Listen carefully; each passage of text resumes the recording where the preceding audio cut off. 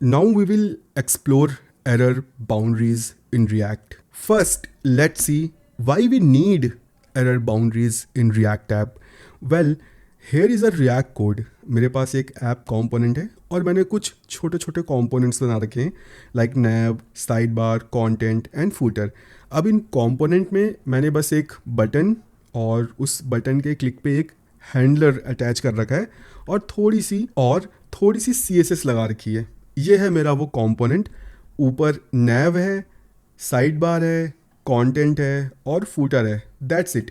इन button पे मैं click करूँगा तो कंसोल में तुम्हें रेलिवेंट लॉग्स देखने को मिल जाएंगे. अब थोड़ी देर पहले हम ये पढ़ के आए थे, जावास्क्रिप्ट में जब फैटल एरर होती है तो एप्लीकेशन क्रैश नहीं होती है. Let's test that knowledge. Handle click में मैं नल पे एक फंक्शन कॉल कर लेता हूँ. Now let's go in browser, let's click on this nav. Well, error आ रही है और मेरी एप्लीकेशन क्रैश नहीं हो रही है. नाउ आई एम हैप्पी कि भाई रिएक्ट में भी मेरी एप्लीकेशन क्रैश नहीं होगी. Well, that's not the case. Let's do one thing.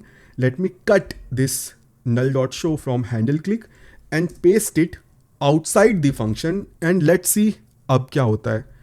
Well, this is white screen of death.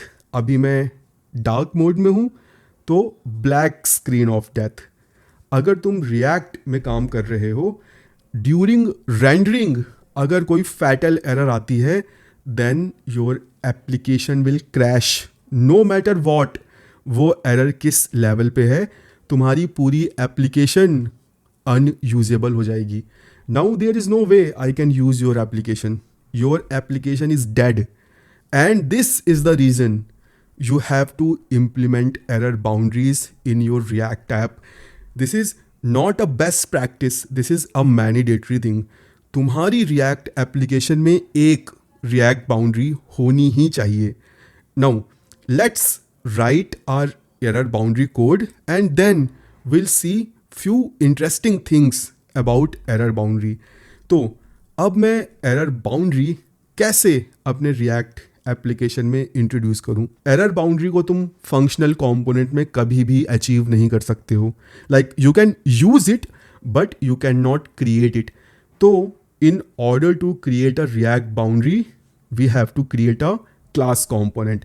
तो let's create a new file error boundary.jsx. now the first thing we have to do in class component is to extend our class from react.component. तो I will write here class error boundary. ये class मैं बना रहा हूँ, ठीक है. तो मैं इसके आगे एक नाम ऐड कर देता हूँ just to make you clear कि ये यूज़र डिफाइंड नेम है. Error boundary of front end master. अब इस क्लास को मुझे एक्सटेंड करना पड़ेगा from react dot component like this.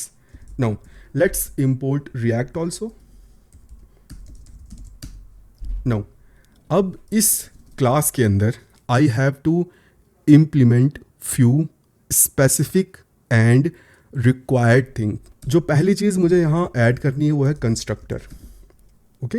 Now constructor के अंदर I have to first call super so that react dot component class में जो भी इनिशलाइजेशन वगैरह होना है वो हो जाए. Then I will initialize my state. This dot state equal to a empty object. यहाँ पे मैं दो चीज़ें ऐड करूँगा, has error initial value false and one more state variable error. इसकी इनिशियल वैल्यू रहेगी नल. तो यहाँ पे मैंने कंस्ट्रक्टर का काम कर दिया है. मैंने एक स्टेट इनिशलाइज कर दी है with has error and error null. Now I have to implement a life cycle method of React class component जो specifically error के लिए बना हुआ है. उस life cycle method का नाम है get derived state from error. ये एक life cycle method है. ये immediately कॉल होगा जैसे ही React के किसी भी component में कोई critical error आती है during rendering. तो जब भी ये लाइफ साइकिल मेथड कॉल होगा मुझे यहाँ एरर ऑब्जेक्ट रिसीव होगा. और ये लाइफ साइकिल मेथड हम यूज़ करते हैं to synchronize our state with prop. अब यहाँ पे I will update my state variable, so I will simply return जो भी ऑब्जेक्ट तुम get derived straight from error से रिटर्न करोगे वो मर्ज हो जाएगा। अगर तुम कुछ न्यू वैल्यू भेजोगे, फॉर एग्जाम्पल मैंने हैज़ एरर ट्रू भेज दिया, तो ये हैज़ एरर ट्रू मेरे स्टेट ऑब्जेक्ट में जाके मर्ज हो जाएगा, हैज़ एरर ट्रू हो जाएगा और एरर नल ही रहेगा, बट यहाँ पे मुझे एरर भी भेजना है। ठीक है, तो मैंने हैज़ एरर को ट्रू कर दिया और एरर ऑब्जेक्ट को अपडेट कर दिया। Now next what I have to do, एक क्लास कंपोनेंट में अगर तुमको JSX रेंडर कराना होता है तो you have to write a render function, और इस रेंडर फंक्शन की रिस्पॉन्सिबिलिटी होती है टू रिटर्न JSX। नाउ ये जो एरर बाउंड्री कंपोनेंट है, मैं अपने एप्लीकेशन या अपने कंपोनेंट को इस कंपोनेंट में रैप करूंगा, तो जो भी कंपोनेंट हैं वो एज अ चिल्ड्रन मुझे यहाँ पे रिसीव होंगे। तो to render those things I have to simply return this dot children, that's it. जो भी कंपोनेंट मैं अब error boundary of front end master component में रैप करूंगा वो यहाँ पे रेंडर हो जाएंगे। Now how can we manage the error? Well, I will add a check here, if this dot state dot has error, अगर एरर है then do not return this, instead return this. और यहाँ पे I can add my custom JSX error occurred and a button, try again or whatever you want to add here, जो भी तुम अपना custom logic custom message लिखना चाहो। The thing is कि यहाँ पे तुमको दो चीज़ें प्रोवाइड करनी है, a message and a actionable button, जहाँ से यूज़र आइदर पूरी एप्लीकेशन को रिलोड कर दे या फिर कस्टमर सपोर्ट से कांटेक्ट कर पाए। Now there is one more additional thing that we have to do. ये जो get derived state from error life cycle method है, इसका जो ओनली यूज़ केस है वो है to synchronize with props and state. यहाँ पर तुम कोई साइड इफेक्ट कॉज नहीं कर सकते। साइड इफेक्ट का मतलब you can not make API call here, but what if you have to track these error, you have to send these errors to the server? Well, for that you need another life cycle method, component did catch। इस life cycle method में तुम्हें दो चीज़ें मिलेंगी, error जो कि तुमको get derived state from error में मिल रहा है, both error objects are same. तुमको यहाँ पे एक एडिशनल चीज़ मिलेगी, error info, it contain all this track trace. तो let's do one thing, let's simply log these things, console.log error and console.log error info। दोनों चीज़ों को मैंने लॉग कर दिया है। जनरली यहाँ पे जो भी एरर है उसको हम सर्वर पे भेजते हैं। अगर हमने कोई third party error tracking library use कर रखी है तो यहाँ पे हम उस लाइब्रेरी का यूज़ करके सारी एरर्स को सर्वर के पास भेजते हैं। नाउ अगर मैं तुम्हें इस फाइल का पूरा कोड एट वन ग्लैंस दिखाऊं तो this is the code. We simply create a class, extend it from react.component, constructor में we simply call super props, state को initialize करते हैं, get derived state from error में मुझे error receive होती है, we simply update the state so that render function can return JSX conditionally, and that's it. Our error boundary code is ready. Next thing that we have to do is export this component, export default error boundary of front end master, that's it. Let's use this component, let's go in app.jsx and let's wrap this nav component in error boundary just like this. Let's import this error boundary, import error boundary of front end master। Let's go in browser and check। well, यहाँ पे हमें error देखने को मिल रही है, props is not defined। let's check our error boundary component. Well, यहाँ पे super में मैंने प्रॉप्स पास किया है बट इसको मैंने रिसीव नहीं किया है। Let's receive it, let's go in browser, let's do a refresh. Well see, मेरी एप्लीकेशन यहाँ पे यूजेबल है। जो नैव कंपोनेंट है वो मुझे यहाँ पे दिख नहीं रहा है, but I can use my application. Now let's go in our error boundary code and see what mistake we made. Well, अगर मैं तुम्हें app.jsx component दिखाऊं तो we are passing this nav component inside this error boundary of front end master as a children. But अगर मैं जाता हूँ अपने एरर बाउंड्री कंपोनेंट के अंदर तो I am returning this dot children. Well this dot children कोई चीज़ नहीं होती. I have to do this dot props dot children. Let's go in browser. Now you are seeing one beautiful error occurred. Try again. मेरी पूरी application usable है. The only section जो कि crash cause कर रहा है उसमें एक ब्यूटीफुल एरर मैसेज है. And this is the power of error boundaries. You can wrap your specific section in error boundary so that जब एरर आए तो बस वही सेक्शन नॉन यूजेबल रहे विथ सम प्रॉपर इंफॉर्मेशन और बाकी part of the application remain usable. अब तुम डिफरेंट सेक्शन को एरर बाउंड्री में रैप कर सकते हो.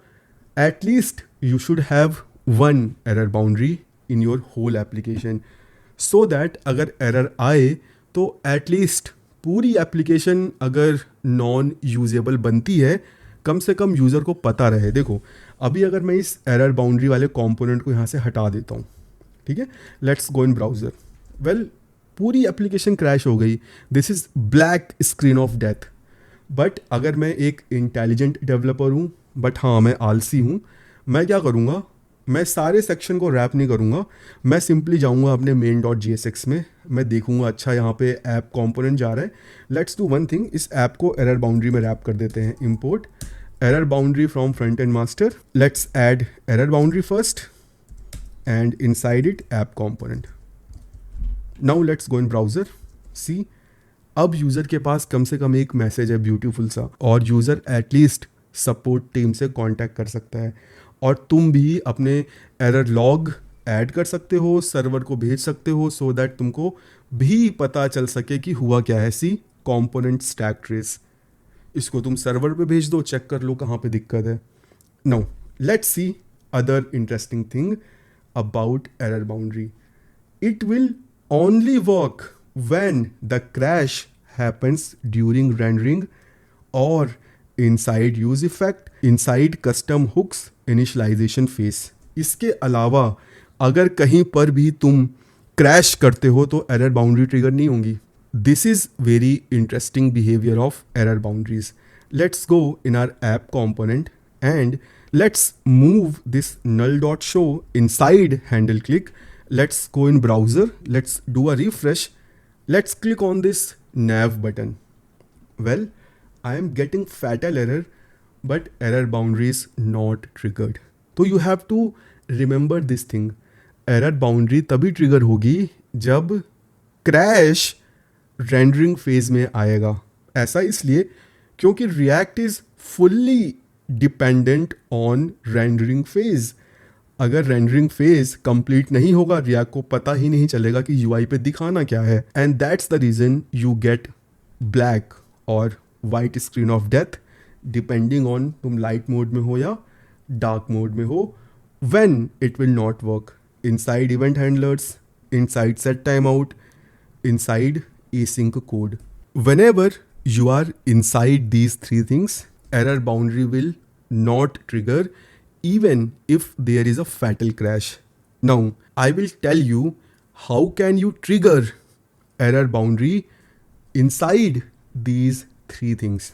So for that you have to create a custom hook. मैं यहीं पर एक custom hook बना के demonstrate कर देता हूँ कि how can you trigger error boundary from a event handler, from set timeout and from async code. So simply create a hook, use error. Inside this hook I will create a state variable, const show error and set show error. And इसकी जो initial value रहेगी that will be like false. Okay, now I will create a function here, function trigger error boundary. और इस function के अंदर I will simply call set show error and I will simply assign the data that I will receive in this function. Error ही नाम दे देता हूँ और एरर में अपडेट कर दूंगा and from this hook I will return trigger error boundary. और एक छोटा सा इंटरेस्टिंग काम मैं करूँगा, इफ़ शो एरर, अगर शो एरर है then throw new error triggering error boundary, that's it. Using this hook you can trigger nearest error boundary. Let's use this hook. चलते हैं अपने app component में, specifically nav component में. Let's use this hook trigger error boundary और इसको हम extract कर लेते हैं use error hook से। अब मुझे पता है यार कि ये जो null dot show है ये एप्लीकेशन को क्रैश करेगा, तो मुझे यहाँ पे ट्राई कैच ब्लॉक इम्प्लीमेंट करना पड़ेगा। Try catch, let's add the code in try block and let's receive the error. Now I know कि जब भी फैटल एरर आएगी कैच ब्लॉक कॉल होगा, I can simply call trigger error boundary and pass the error here, that's it. Let's go in browser, let's do a refresh. Well, here we are getting a very interesting error, maximum call stack side exceeded. Let's go in our code and see कि हमने क्या mistake की है। Well, line number 5 we have used use error, this will be use state. Okay, let's go in browser again, do a refresh. हमारी application चल रही है, let's click on this, click on nav and boom, we have triggered our error boundary. So this is how you can trigger error boundary from a event handler, from a set timeout, from a async code. Simply have this helper hook in your code base. Now, do I have to always create error boundary component? Well, no, you don't have to always create your error boundary component. Generally, जो भी बंदा recently React start कर रहा है उसके लिए class component समझना थोड़ा सा चैलेंजिंग हो सकता है, थोड़ा सा क्या बहुत चैलेंजिंग हो सकता है। So for those people we have a library and that library is called react error boundary. Simply use this npm package to get error boundary in your application. And ये जो लाइब्रेरी है ये भी यही code use करती है जो मैंने तुमको लिख के दिखाया है। This is how you use this error boundary library. Simply wrap your component inside error boundary component और जो भी तुम्हें यूआई वगैरह दिखाना है उसको फॉल बैक प्रॉप में पास कर दो, दैट्स इट। और इस लाइब्रेरी के पास भी एक हुक है यूज एरर बाउंड्री जो तुम यूज कर सकते हो to trigger error boundary from event handler, from set time out, from async code. And मुझे इस लाइब्रेरी का कोड पढ़ के पता चला कि मैं ऐसा भी कुछ कर सकता हूँ। See I went into SRC just to check what these guys are doing. They are also writing a custom hook and they are simply triggering a error whenever user calls show boundary function. Show boundary function को इन्होंने export कर रखा है, user call करेगा with error object, state की value toggle होगी and based on that they are throwing the error. I will highly recommend कि ऐसी छोटी छोटी चीज़ों के लिए अगर तुम लाइब्रेरी यूज़ कर रहे हो डू चेक देयर कोड कि वो लोग क्या कर रहे हैं। Now next question, do I have to wrap every component in error boundary? Well no, you don't have to wrap your every component in error boundary. You have to wrap every section in error boundary. देखो ये मेरी application है और इस application के कितने section है? 4, navigation, side bar, content और फूटर। तो मैं इन चारों सेक्शन को एरर बाउंड्री में रैप कर सकता हूँ सो दैट अगर साइड बार क्रैश हो तो बस साइड बार ही क्रैश हो। यू हैव टू डिसाइड कि तुम्हारी एप्लीकेशन में कितने सेक्शन हैं, wrap those important section in error boundary. And with that said we have covered everything about error boundaries, why they are important, how to work with them.